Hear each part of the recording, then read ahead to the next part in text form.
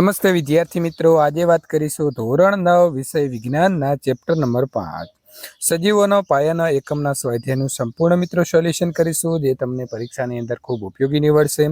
આ જવાબો તમે તમારા વિજ્ઞાનની નોટબુકમાં પણ લખી શકો છો. અને મિત્રો, આપણી ચેનલની અંદર તમામ વિષયના સ્વાધ્યાય સોલ્યુશન સાથે મૂકવામાં આવે છે. તો ખાસ પ્રથમ તમારે ચેનલને જે છે તે વિદ્યાર્થી મિત્રો સબસ્ક્રાઇબ કરી લેવાની રહેશે. તો સબસ્ક્રાઇબનું બટન આપેલું છે અને બાજુમાં આપેલા બેલ આઇકન ઉપર ઓલ નોટિફિકેશન કરી દેવું. પ્રશ્ન નંબર 1, પ્રાણી કોષની સાથે વનસ્પતિ કોષની તુલના કરો અને તેમનો તફાવત આપો. વનસ્પતિ કોષ તો તેમાં હરિતકોણ હોય છે. પ્રાણી કોષની અંદર હરિતકોણનો અભાવ હોય છે. વનસ્પતિ કોષની અંદર તારા કેન્દ્રનો અભાવ હોય છે. પ્રાણી કોષની અંદર તારા કેન્દ્ર હોય છે.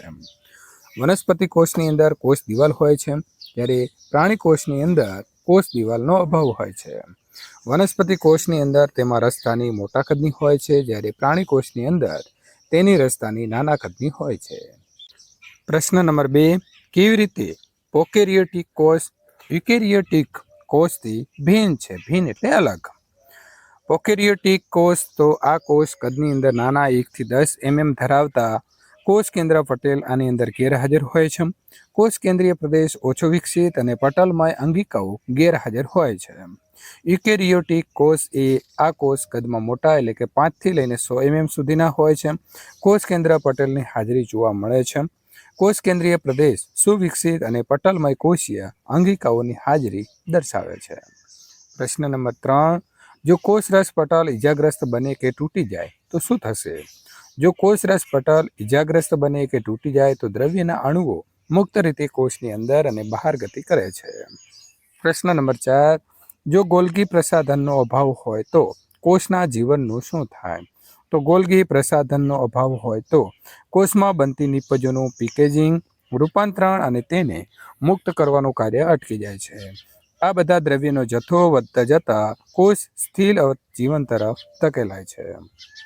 પ્રશ્ન નંબર 5, કઈ અંગિકાને કોષનું ઉર્જાઘર, શક્તિઘર તરીકે ઓળખાવાય છે? શા માટે? તો કણાભસૂત્ર એ કોષના ઉર્જાઘર અથવા તો શક્તિઘર તરીકે ઓળખાય છે. કોષને જીવંત રાખવા માટે જરૂરી ઉર્જા એટીપીના સ્વરૂપમાં નિર્માણ કરે છે.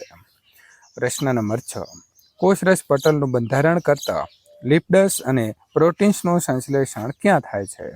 તો જવાબ આવે છે અંતઃ કોષરસ જાળની અંદર સંશ્લેષણ થાય છે. પ્રશ્ન નંબર 7, અમીબા તેનો ખોરાક કેવી રીતે મેળવે છે? તો અમીબા તેનો ખોરાક અર્થવહન દ્વારા મેળવે છે. પ્રશ્ન નંબર 8, આશ્રુતિ એટલે શું? તો 2 જુદી જુદી સાંદ્રતા ધરાવતા દ્રાવણ વચ્ચે અર્ધપ્રવેશશીલ પટલ મૂકતા પાણીના અણુ વધુ સાંદ્રતા ધરાવતા દ્રાવણ તરફથી ઓછી સાંદ્રતા ધરાવતા દ્રાવણ તરફ ગતિ કરે છે. આ ઘટનાને આશ્રુતિ કહે છે. પ્રશ્ન નંબર 9, નીચેનો આશ્રુતિનો પ્રયોગ કરો. તો વિદ્યાર્થી મિત્રો, અહીં બટાટાના કપ લેવાના છે, એની અંદર પાણી લેવાનું છે, એમાં ટાંકણીઓ નાખવાનો છે. ખાંડનું દ્રાવણ જે છે તે આપણે લઈશું, એકમાં મીઠાનું દ્રાવણ લઈશું. તો વિદ્યાર્થી મિત્રો, અહીં આપણે 4 કપ લીધા છે અને એમાં જે વસ્તુ આપણે મૂકી છે તેને દર્શાવી છે. તો તમારે આ પ્રકારે આકૃતિ દોરવાની રહેશે. હવે આપણે જોઈશું કે પેલું છે કપ બી અને સીમાં ખાલી જગ્યામાં પાણી એકઠું થાય છે, કારણ કે બટાટાના કપની બહારની તરફ અને અંદરની તરફ પાણીની સાંદ્રતાનો તફાવત છે. બટાટાની કપની બહારની તરફ પાણીના અણુઓ વધારે હોવાથી તે અંદર ખાલી જગ્યા તરફ પ્રસરણ પામે છે. બીજું છે બટાટાનો કપ એ સરખામણી માટે જરૂરી છે. કપ એ અને કપ ડીમાં ખાલી જગ્યામાં પાણી એકઠું થતું નથી, કારણ કે કપ એમાં સાંદ્રતા તફાવત સર્જવા માટે કોઈ દ્રાવણ હોતું નથી.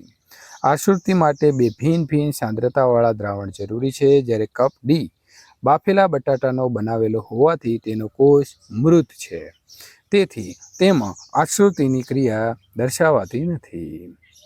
પ્રશ્ન નંબર 10, શરીરના સમારકામ અને વૃદ્ધિ માટે કયા પ્રકારનો કોષ વિભાજન આવશ્યક છે અને જન્યુઓના નિર્માણમાં કયા પ્રકારનો કોષ વિભાજન સંકળાયેલું છે? તો કોષ વિભાજનની મિત્રો વાત કરીશું આપણે. જૂના મૃત અને ઇજાગ્રસ્ત કોષોના સ્થાને સજીવોમાં ક્રમ અનુસાર વૃદ્ધિથી નવા કોષોનું નિર્માણ થાય છે અને પ્રજનન માટે જન્યુ કોષો એટલે કે જનન કોષોનું નિર્માણ આવશ્યક છે. જે ક્રિયા દ્વારા નવા કોષોનું નિર્માણ થાય છે તેને કોષ વિભાજન કહે છે. કોષ વિભાજનના બે પ્રકારો છે, સમભાજન અને અર્ધીકરણ. કોષ વિભાજનની તે ક્રિયા કે જે વૃદ્ધિ માટે મોટે ભાગે કોષ વિભાજન થાય છે તેને સમભાજન કહે છે. આ ક્રિયામાં પ્રત્યેક કહેવાતો માતૃકોષ વિભાજનથી બે સમાન બાળકોષોનું નિર્માણ કરે છે. મિત્રો આપણે આકૃતિ પણ તમે જોઈ શકો છો. તમારા પાઠ્યપુસ્તકની 7 નંબરની આકૃતિ છે. બાળકોષો માતૃકોષો જેટલા જ રંગસૂત્રો ધરાવે છે. તે સજીવોમાં વૃદ્ધિ અને પેશીઓનો સમારકામની અંદર મદદરૂપ થાય છે. વિદ્યાર્થી મિત્રો, અહીં સંપૂર્ણ સોલ્યુશન પૂર્ણ થાય છે. આ પ્રકારનું સોલ્યુશન મેળવવા માટે ચેનલને ખાસ સબસ્ક્રાઇબ કરી દેવી.